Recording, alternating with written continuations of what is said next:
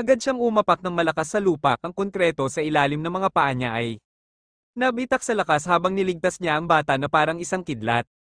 Tumapik ang dulo ng paa niya sa harap ng kotse habang lumutang siya ng ilang metro paatras at lumapag siya ng dahan-dahan sa sahig. Ang lahat ay nangyari lang sa loob ng 2 segundo. Sa sandaling na ibaba ni Wilbur ang bata, hindi makapaniwala ang mga tao sa paligid sa kanilang nasaksihan, ang isang babae, pagkatapos sumigaw ng balisa, ay lumapit, niyakap ang bata at sinuri kung may mga sugat nito. Ang driver ay lumabas na rin ng kotse, sinigurado niya na ang bata ay ayos lang. Bago siya lumapit kay Wilbur, ikaw pala, sabay nilang sinabi. Nagkibit balikat si Wilbur, nagkataon nga naman. Pasensya na po, boss, kasalanan ko po na nagkulang ako sa atensyon, ayos lang. Po ba kayo? Tumayo ng kabado si Faye, ayos lang, umiling si Wilbur. Lumapit siya sa bata at sinuri niya ito kung may mga sugat ito bago siya. Tumingin sa nanay ng bata, ayos lang ba ang lahat? Opo, maraming salamat, nagbabayad lang po ako sa tindahan ng. Tumakbo palis ang bata ng mag-isa, nabigla din ang nanay ng bata, hirap. Siyang magsalita, ngumiti si Wilbur, mabuti naman at ayos. Lang kayo pareho, pagkatapos, may mga tao na lumapit. Dahil sa interes, ito ay dahil hindi sila makapaniwala sa kanilang nakita, napansin ito ni Wilbur at tumingin siya. Kay Faye, tara na, mabilis na tumango si Faye, pumasok si Wilbur sa kotse, at umalis ang dalawa sa eksena, nag-aalala pa rin si Faye sa kotse. Tumingin siya sa rearview mirror para makita na naninigarilyo ng tahimik si Wilbur habang nakatingin sa labas ng bintana, hindi nagsalita si Ai, at nanatili siyang tahimik makalipas ang ilang sandali, hindi na ito. Kinaya ni Faye at tinanong niya ng may mababang boses, saan po kayo pupunta? Boss, tila bumalik ang atensyon ni Wilbur at tinanong niya, pwede mo ba? Akong hanapan ng lugar na matutuluyan, may particular po ba kayong? Kailangan ang tanong ni Faye, umiling si Wilbur, hindi, kailangan ko. Lang na nang pwedeng tirahan, paano po kaya ang isa sa mga property? Ng kumpanya, okay na yon, tumango si Faye at nag-drive siya. Papunta sa isang lugar na pangmayaman bago siya huminto sa harap ng isang bahay na bungalow, ito ang property ng kumpanya, ang gulat na tanong ni Wilbur, tumango si Faye, opo, binili po ito ng Cape Consortium, magastos talaga kayo sa pera, no? Hindi mapigilan ni Wilbur na umiling nang makita ang malaking bahay sa harap niya, ang lahat ng mga bahay sa Lacalle ay mga mansyon, at halata na isa itong mamahalin na lugar, maliwanag at masaya ang tingin ni Faye.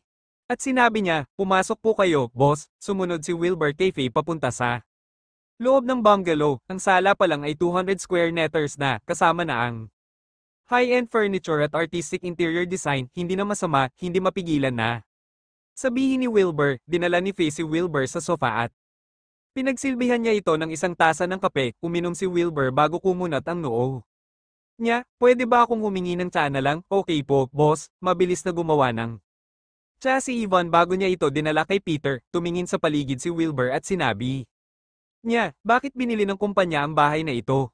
Mabilis na nagpaliwanag si Faye, ito po ay isa sa mga investment natin, meron po tayong 20 bahay na tulad nito, pero ito lang po ang may mga laman sa loob, isang investment, wala akong masyadong alam dito, kayo na ang bahala.